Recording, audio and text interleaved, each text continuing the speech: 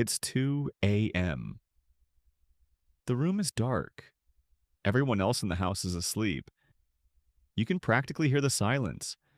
And while the rest of the world is unconscious, dreaming about nothing in particular, you're lying there replaying a conversation from 3 years ago, mentally rehearsing tomorrow's meeting, and somehow also wondering if you were rude to that cashier in 2019. Here's what nobody talks about. This doesn't mean your brain is broken. It doesn't mean you're anxious, weak, or that something is fundamentally wrong with you. A lot of people will tell you to just stop thinking so much, as if you haven't already tried that approximately 10,000 times. But there is something fascinating happening inside your mind at night, something most people never understand about themselves. So, why do some people hit the pillow and just disappear into sleep? Why does switching off come so naturally to them? Here's the science. During the day, the brain's prefrontal cortex, your planning, analyzing, decision making center, is constantly busy. But for most people, when stimulation drops at night, so does cortisol, the brain's primary alertness chemical. Their nervous system reads the quiet as a signal.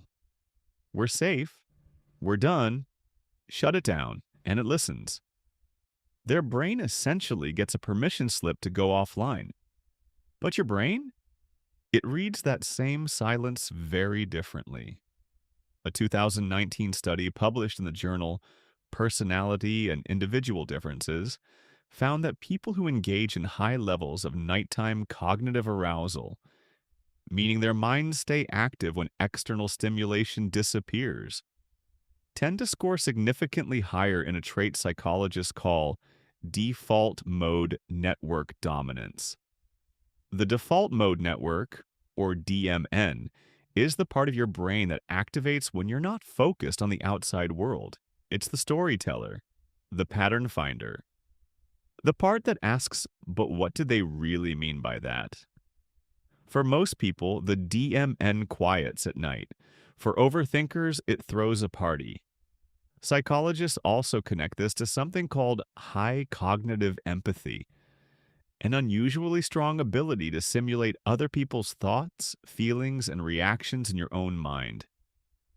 You're not just remembering that conversation, you're running it like a simulation, checking every angle, making sure you understood it correctly, making sure you were understood.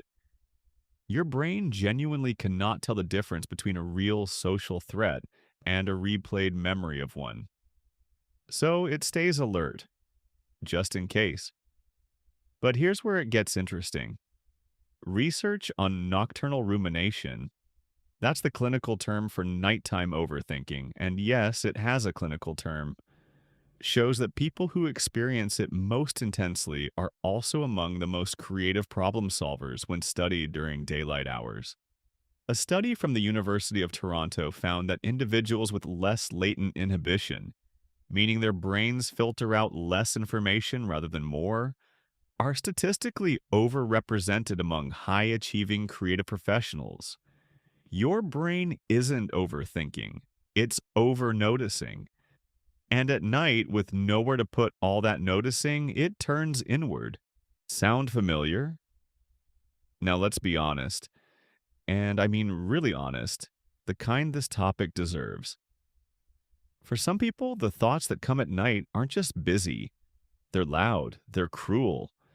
They replay not just what happened, but everything you did wrong, every way you fell short, every version of tomorrow where things go badly.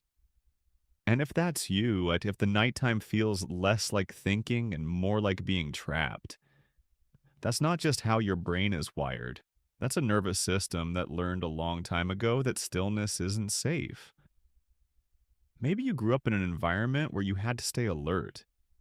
Maybe something happened that made your brain decide that relaxing your guard was a risk you couldn't afford.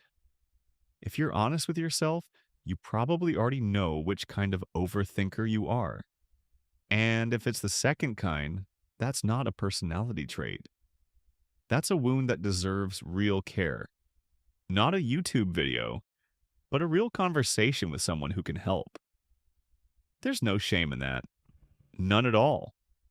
But for those whose nighttime mind is genuinely wired for depth rather than driven by fear, that's where the story gets fascinating.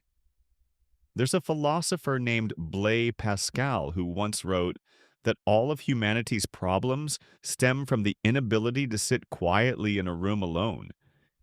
He meant it as a critique. But flip it around. The people who can't sit quietly, whose minds fill every silence with questions, connections, meaning, they're the ones who have historically refused to accept the world as it is. Writers, inventors, the ones who notice what everyone else walks past. Carl Jung called this type of inner life introversion of the libido not shyness, not social anxiety, but a mind that turns its energy inward, finding its richest world not outside but between its own thoughts. You're not cursed with an overactive mind.